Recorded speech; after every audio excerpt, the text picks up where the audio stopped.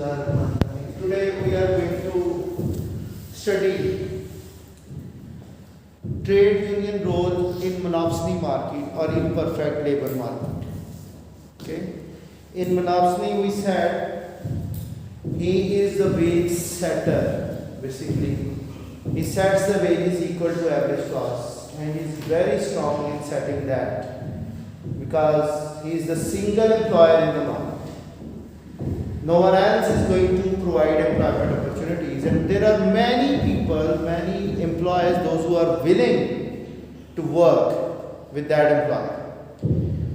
So in that case, monopolist in the product market will become monopsonist in the labor market, and he has the ability to set the wages not equal to marginal revenue product, but he sets the wages equal to the average cost of every worker. Now, if I say like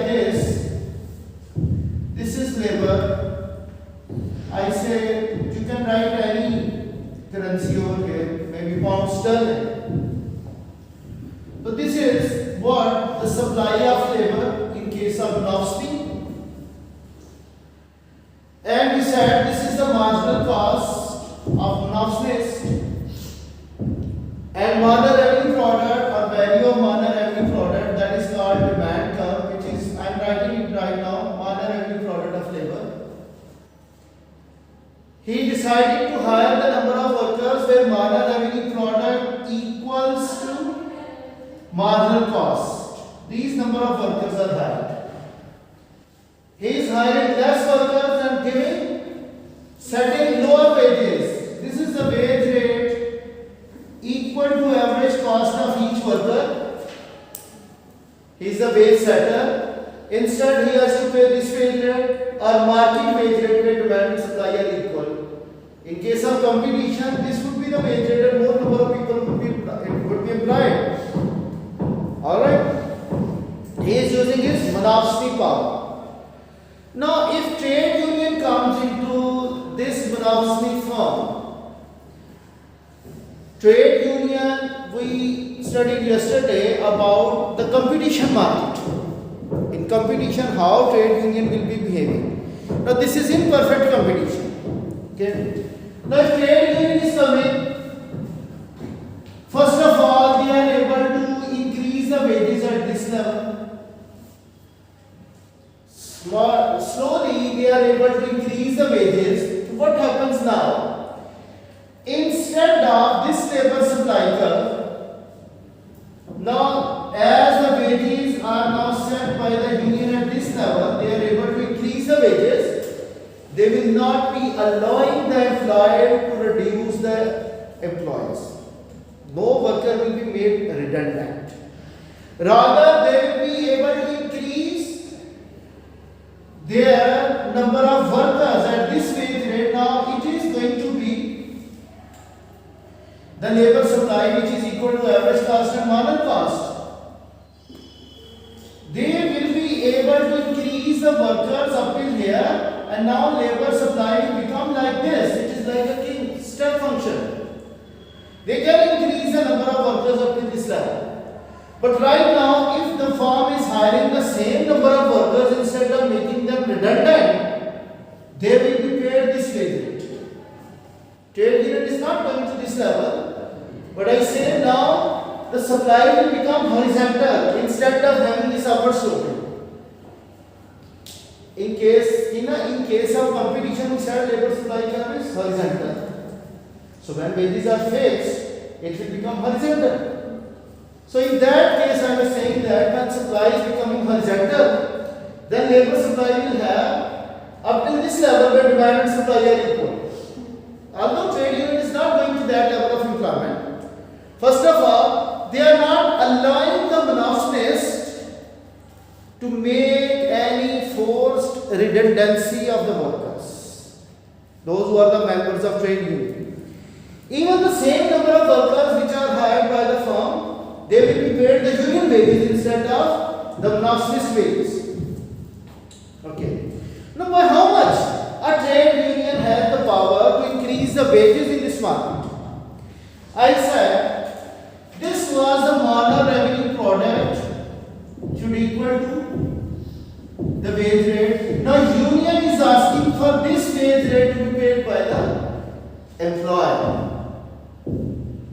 When union is too much stronger, employer is also stronger, and he is also stronger and price setter in the product market.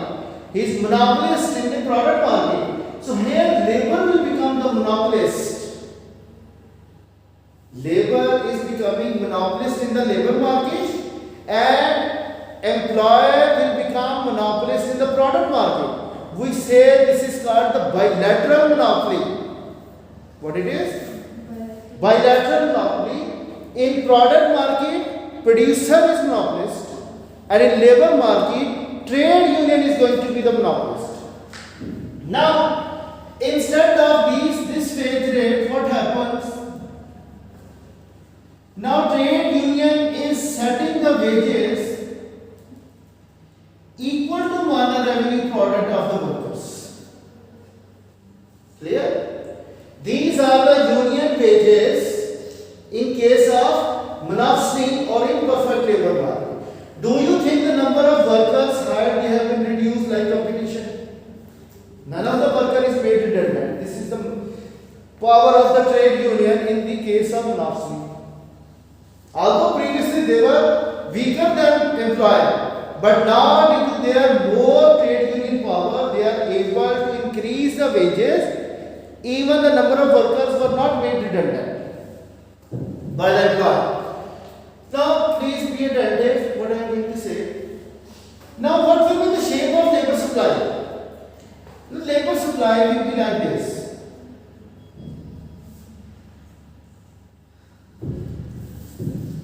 And this union wages, I say, labor supply is like this.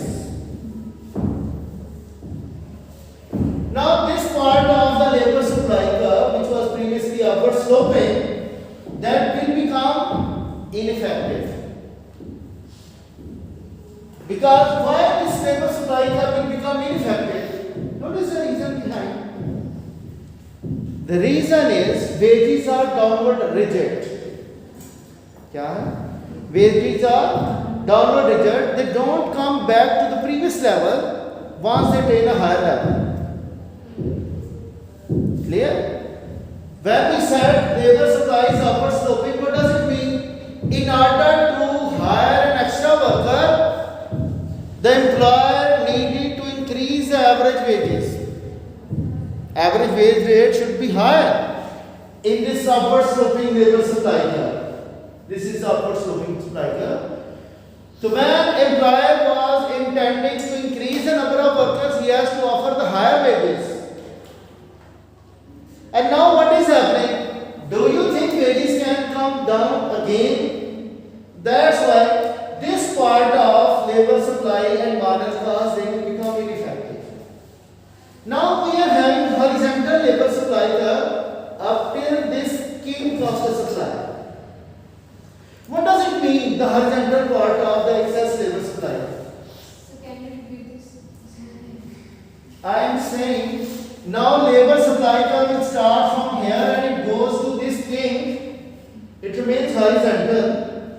If labor demand increases by the producer, he can have more workers at the same union wage rate. These workers will be supplied by the trade union now. This is called closed shop. What do you mean by closed shop? So sorry, this closed shop will be is a very closed. Have you studied in your business studies trade union? Closed shop meaning what? Now any worker who wants to get a job in this firm, he can only join the firm through the trade union. First he has to become the member of the union, then he will be provided a job.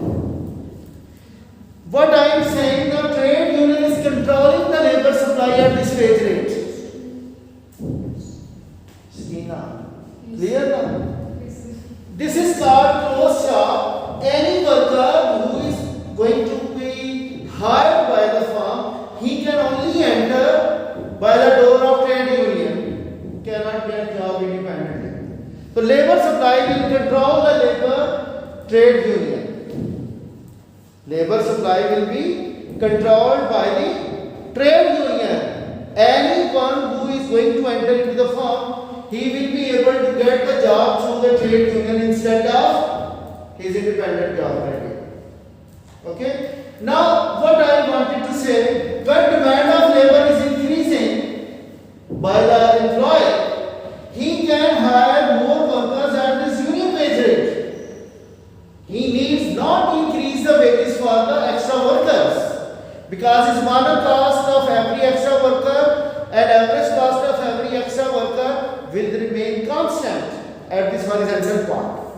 And if he is still increasing the number of workers to be hired, now he has to increase the extra wages or average wage rate, average cost of the extra workers or additional workers, the per unit cost of the total workers, we say that needs to be increased on the vertical side of this labor supply curve. Okay. So trade union is actually, in case of imperfect competition, it becomes stronger, and now they are going to negotiate not only the wages with the employer, but they don't allow the employer to make forced redundancies. The same number of workers will remain in the production unit, and they will be paid the union wages. Now everyone is becoming the member of the trade union because his rights will be well protected. His job will be safeguarded, his wages will increase. Now trade union will create a monopoly in the labor market. That is meaning trade union is only the seller of labor services to the employer. Okay, and they are going to set the wages by themselves. And monopolist, he is the price setter in the product market. So this case is called, when trade union is empowered against the employer, then we say this is called bilateral monopoly. Clear? Should I go ahead? I was looking at her face while I was looking at her. She was not paying that much attention. Okay. Sir एक चीज कहते हो Yes. Horizontal line में अगर demand workers की increase होती है तो उतना ही वेज रेट रहेगा, मगर अगर डिमांड इतनी इंक्रीज हो जाती है कि वर्टिकल साइड Yes. तक वेजेस का Yes. Then it is not the case for extra worker firm is going to increase the wages. He has to increase the wages of the previous workers as well, because this will increase the per worker wage rate, average wage rate it is. This is not the additional wage. and all these workers are then supplied by the trade union also. Yes, up till this horizontal. Up till this. After that, he can buy from the market. Okay? So average cost of labor means the per worker wage rate. So it includes not only the new worker, but the previous workers will also be provided the higher wages by the employer. This is the main. Marginal wages की बात नहीं मैं कर रहा. I say that the average wage rate, average cost of the employer will be increasing on the upward sloping part of the labor supply curve. Clear?